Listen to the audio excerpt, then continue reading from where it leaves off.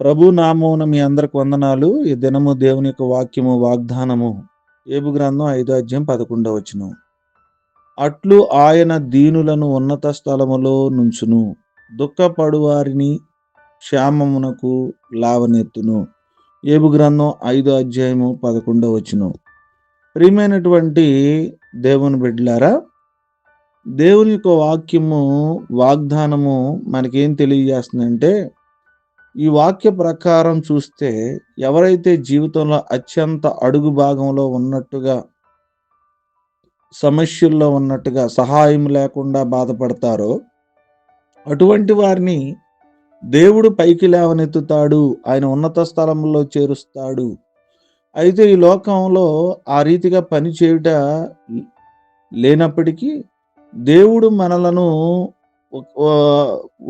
ఉన్నతమైన స్థితిలోకి నడిపిస్తాడని, మరియు ఉన్నతంగా ఎదుగుటకు మనలను లేవనెత్తుతాడని దేవుని యొక్క వాక్యం సెలవిస్తూ ఉంది.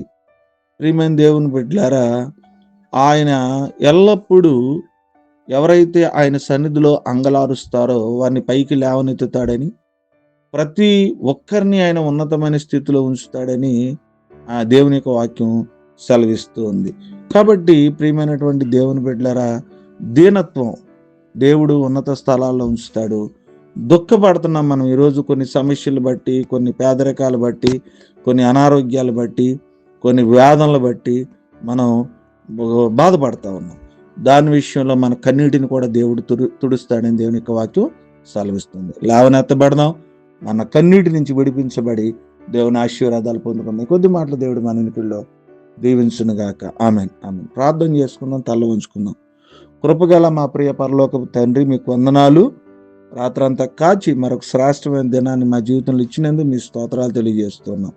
అయా, మా కుటుంబాల గురించి నైనా, మా గురించి, మా ఉద్యోగాల గురించి ప్రార్థన చేసుకోవడానికి సహాయం చేసినందుకు మీ స్తోత్రాలు. ఉదయాన్నే మాతో మీరు మాట్లాడారు. ఉన్నత స్థలంలోనికి ఎత్తుతాను, వారి యొక్క కన్నీళ్లను నేను తుడుస్తాను అని మీరు మాతో మాట్లాడారు. ప్రభువా, నీకు వందనాలు. నాయనా, క్షేమము దయచేస్తారు అని మీరు వాక్యం ద్వారా సెలవిచ్చారు. మాలో క్షేమము దయచేయమని ప్రార్థన చేస్తూ ఉన్నాం. నాయనా, మమ్మల్ని ఉన్నత స్థితిలో ఉంచమని వాగ్దానాలు చేస్తున్నందుకే, మమ్మల్ని ఉన్నత స్థలాల్లో ఉంచుతున్నందుకే మీకు స్తోత్రాలు.